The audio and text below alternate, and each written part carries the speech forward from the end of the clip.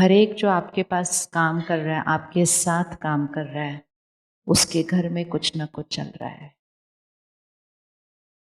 सच में इस समय घर में कुछ ना कुछ चल रहा है और कुछ नहीं, किसी का मन ठीक नहीं है, किसी के घर में रिश्ते में झगड़ा चल रहा है, किसी के, वो सब दर्द के साथ आपके ऑफिस में पहुंचते हैं।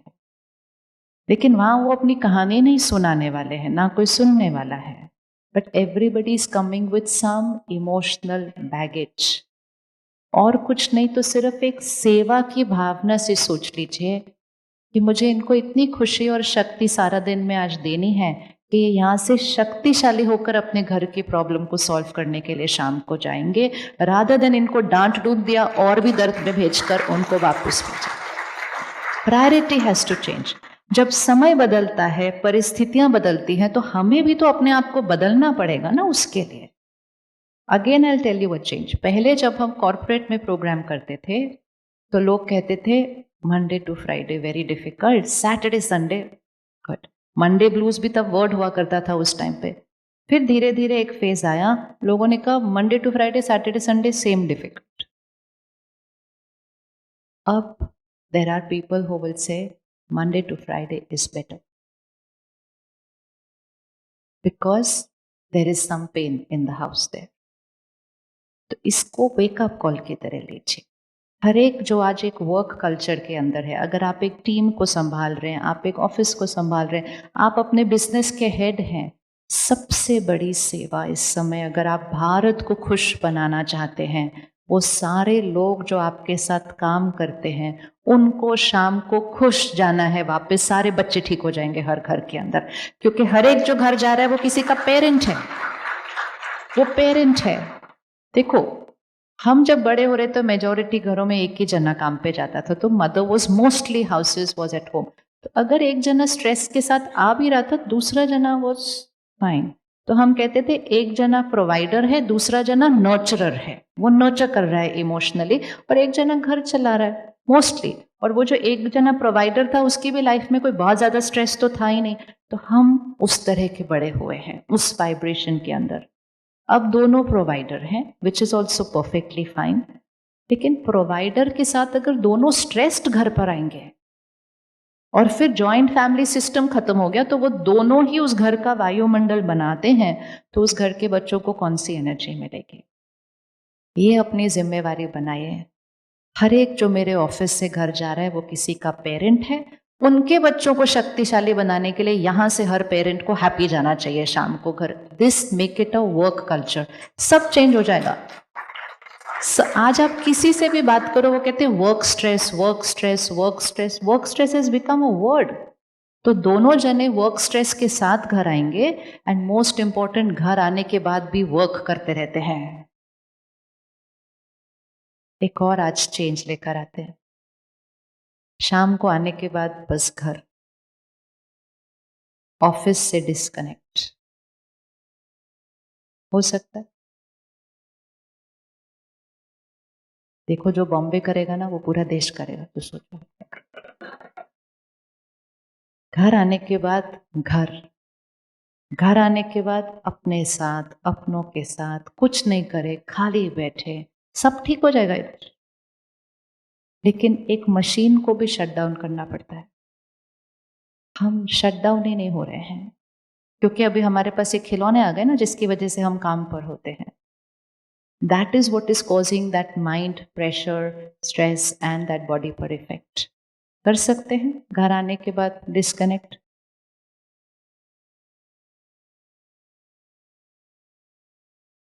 और अगर आप कोई टीम के हेड हैं तो सबसे पहली गिफ्ट वो आप उनको कल ये दे दीजिए कि घर जाने के बाद डिस्कनेक्ट, कल सुबह मिलेंगे। हो सकता है पीछे रह जाएंगे हम दूसरों से। स्ट्रेस्ड लोग ऑफिस में आते हैं और फिर भी इतनी अच्छी प्रोडक्टिविटी है। अगर हैप्पी और हेल्दी लोग ऑफिस में कल सुबह आने लग जाएं तो प्रोडक्टिविटी बढ़ नहीं जाएगी, लेकिन प्रोडक्टिविटी के साथ उनकी हैप्पीनेस, हेल्थ और रिश्ते बहुत बढ़िया बन जाएंगे। तो ये हर वर्किंग लीडर की रिस्पॉन्सिबिलिटी है कि वो अपने लोगों की हैप्पीनेस और हेल्थ को बढ़ाएं, और उसका सिंपल तरीका है cut off time from work. आज ट्रैवल में कितनी एनर्जी जाती है सबकी, कम से कम घर जाने के बाद उनको काम न करना पड़े, क्या ये हो सकता है? भाई इतना डिफिकल्ट क्वेश्चन तो नहीं था। हो सकता है, नहीं हो सकता? करना चाहिए या नहीं करना चाहिए? You see what is created the change. अगर हम प्रॉब्लम को एड्रेस नहीं करेंगे तो हम सोल्यूशन नहीं लाएंगे। तो जब हम बड़े हो रहे थे मोस्टली एक जना वर्क करते थे, वो भी जब शाम को आते थे तो घर, क्योंकि कोई फोन नहीं था, लैपटॉप नहीं था, इंटरनेट नहीं था। संडे को छुट्टी तो घर, त्योहार को छुट्टी तो घर, और कोई छुट्टी ले ली तो घर, और हर रोज रात के 8 बजे से सुबह के 8 बजे तक घर। 12 hours not at work every single day. 12 hours not at work, which means 6 months not at work.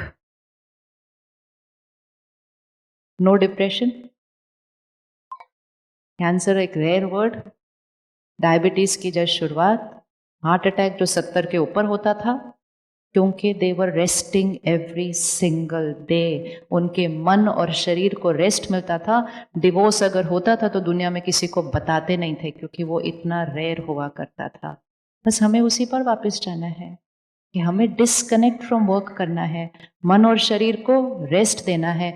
परिवार के साथ बैठे हैं तो बैठना है, सिर्फ सुनाना नहीं है। मैं 2 घंटे आपके साथ बैठा था, ये अलग बात है कि गर्दन फिर भी झुकी हुई थी फोन की तरफ। It's we are the last generation who can do this, क्योंकि हमने वैसा जिया है, उनको नहीं पता वैसे कैसे जीना है। तो कौन कौन को लगता है हम कर सकते हैं ये? ओह थैंक यू, मेरे को लगा कुछ अलग ही चल रहा है, कोई हाथ ही नहीं उठा रहा था उस बात। This is the most important thing to do. 2 years back, नहीं last year, I was in the Motilal Oswal जी's ऑफिस। 1000 या कुछ ऐसे लोग थे, तो उनको कहा 8 o'clock के बाद डिस्कनेक्ट करते हैं for deep sleep and to wake up with an energised mind. तो सब ने, बिकॉज इट्स इंटरनेशनल मार्केट वगैरह उनका बिजनेस, उन्होंने कहा no no no, this is मतलब पॉसिबल ही नहीं है। वो सामने खुद बैठे हुए थे, वो खड़े हुए, उन्होंने टर्न किया और उन्होंने कहा डन, ये हो जाएगा। तो सबने कहा sir no no no, leadership quality. उन्होंने कहा करना है, डिसाइड हो गया, कैसे करेंगे बाद में बात करते हैं। और उस दिन उन्होंने उसको कर दिया, एंड कुछ ही दिनों में उसको सारा सॉर्ट आउट करने के बाद 17,000 people will disconnected from the server once they are back home. वो कनेक्ट ही नहीं कर सकते अगर वो करना भी चाहते हैं तो भी। और बाहर जाने के टाइम स्वाइप करते हैं कि 6 और 5:45 के बीच में हम बाहर निकल चुके हैं ऑफिस से। किसी ने उनको पूछा, कोई टीवी चैनल ने, तो फिर प्रोडक्टिविटी मतलब आपकी प्रॉफिट और जो भी उसका क्या हुआ फिर? तो उन्होंने कहा हमारी मार्केट ऐसी है कि हम ऐसे कैलकुलेट नहीं कर सकते, but I am happy that my people are happy, and if my people are happy my company will do well, I am certain of that. ये सिर्फ एक स्टेप लेना पड़ता है, वो जो कोई और नहीं कर रहा है।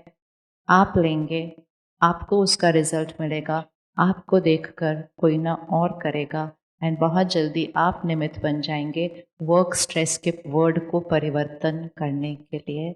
नहीं तो मन और शरीर को बिना रेस्ट किए अगर चलाते गए चलाते गए चलाते गए तो कब तक?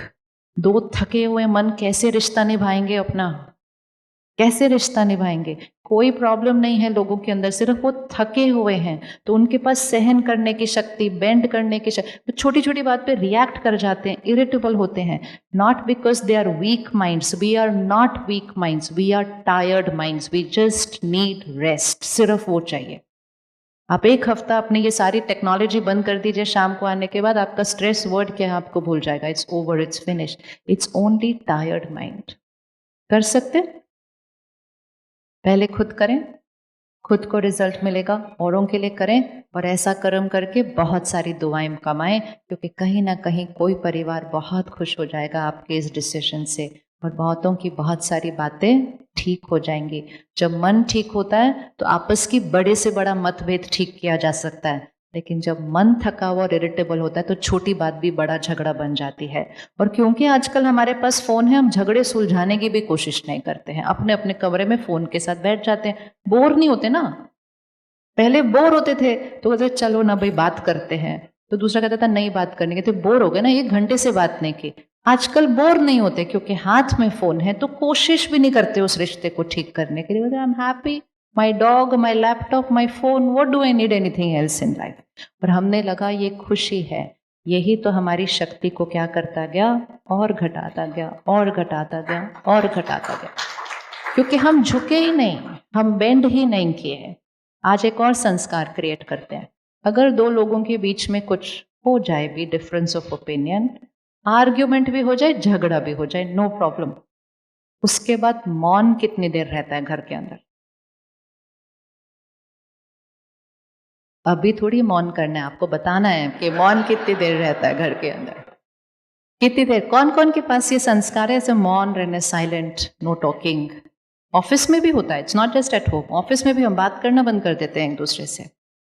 हाँ, मौन कौन कौन रखता है? कोई बात नहीं, अपना ही घर है, बताओ, ऐसे हो ही नहीं सकता कि 10 लोग रखते हैं। कितनी देर का मौन रखते हैं? कितनी देर का मौन रखते हैं? आधा घंटा, 1 घंटा? आप भी मौन रखते हो? आप क्यों हाथ उठा रहे हो?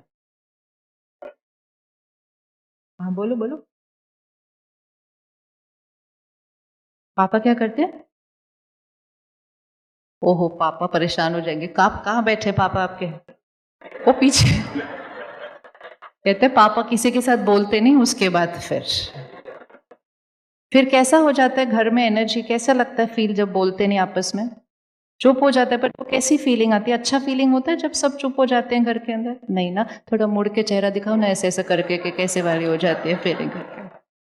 It affects the children of the house. हमें लगता है कि मौन में रहने से सब ठीक हो जाएगा ना, जब तब बात करेंगे। जब ठीक हो जाएगा तब नहीं बात करते, जब बात करते हैं तो सब ठीक हो जाता है। जब मौन में रहते हैं तो बहुत माइंड हैवी एनर्जी क्रिएट करता है, हम अंदर यहां से उनसे बात करना बंद कर देते हैं, यहां से सिर्फ उनसे ही बात कर रहे होते हैं, वही थॉट्स चलती जाती हैं, चलती जाती हैं, और फिर टाइम बहुत है, चलती जा रही है, वो वाला टॉपिक पूरा हो जाता है तो पुरानी टॉपिक की थॉट्स भी चलती जाती हैं, उस दिन भी एक, and we are depleting mind and body both, और घर का हवा, वायुमंडल क्या हो जाता है, दूषित हो जाता है। बच्चे उस एनर्जी को अब्जॉर्ब भी करते हैं, लेकिन बच्चे ये भी सीखते हैं कि ऐसे जीना होता है। कल जब आपका उनसे मतभेद होगा, वो भी दरवाज़ा बंद करके आपसे बात करना बंद कर देंगे। एक नया संस्कार, दो लोग हैं, डिफरेंस ऑफ ओपिनियन होगा ही, कोशिश करेंगे तो आर्ग्यूमेंट में कन्वर्ट नहीं होगा, it will only remain to a difference of opinion. लेकिन अगर हो भी गया, झगड़ा भी हो गया, नेक्स्ट मिनट चलो खाना खाते हैं, इंस्टेड ऑफ सेइंग मुझे नहीं खाना खाना, इट इज अ चॉइस। वो संस्कार मुझे नहीं खाना खाना आपकी एनर्जी को क्या करेगा, डाउन करेगा। और अगर आप 1 सेकेंड में नॉर्मल हो जाए कि चलो बात खत्म हुई, इवन अगर हमें उस बात पे सोल्यूशन नहीं मिला, हम दूसरी बातें करेंगे, लेकिन हम तुरंत अपने को नॉर्मल पर लेकर आएंगे, क्योंकि आप जितनी देर मौन रखते हैं, यहाँ की शक्ति तो डाउन होती ही है, इस शरीर पर असर पड़ता है। इधर एक बार उंगली रखें, यहाँ की हर थॉट, हमें लगता है यहां चल रहा है सब कुछ, यहां की हर थॉट यहां जा रहे हैं, यहां जा रहे हैं। तो यहां के लिए नहीं तो यहां के लिए क्या करेंगे, तुरंत बात करेंगे। कौन रेडी है नया संस्कार बनाने के लिए? बात करेंगे। कौन पहले करेगा? हम नहीं, मैं। हम नहीं, कौन करेगा पहले? मैं। हर बार मैं, हर बार मैं। अच्छा, कौन कौन बोल रहा है हर बार मैं? Very good. अगर उनकी गलती है तो भी मैं? क्यों मैं?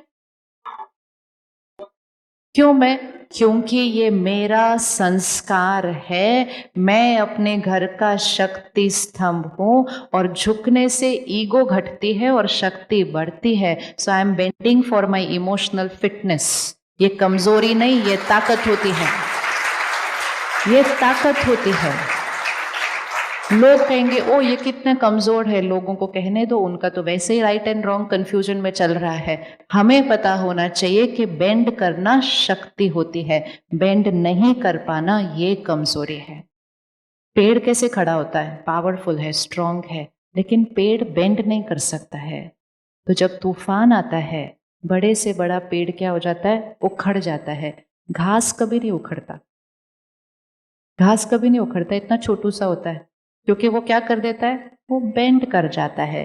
लाइफ में अगर बेंड करने की आदत आ गई कभी नहीं उखड़ेंगे, हमेशा ऐसे तूफान क्रॉस कर दो, जस्ट बेंड। लेकिन वो बेंड करने का संस्कार उस टाइम नहीं क्रिएट कर पाएंगे, तो उसको कब करना पड़ेगा, ये छोटी छोटी छोटी छोटी चीजों के अंदर। तो आज से हमारे घर में मौन फिनिश्ड, स्वर्णिम भारत है बनाने के लिए पहले घर को स्वर्ग बनाना है, और घर को स्वर्ग बनाने के लिए हर घर में एक देने वाला चाहिए। देवी देवताएं कैसे होते हैं, ऐसे होते हैं। तो मुझे प्यार चाहिए, मुझे रिस्पेक्ट चाहिए नहीं, मैं सबको देने वाला हूं। अभी अभी दिवाली सेलिब्रेट की थी ना, तो दिया मतलब ये होता है, दिया द गिवर, गिविंग से पावर बढ़ती है।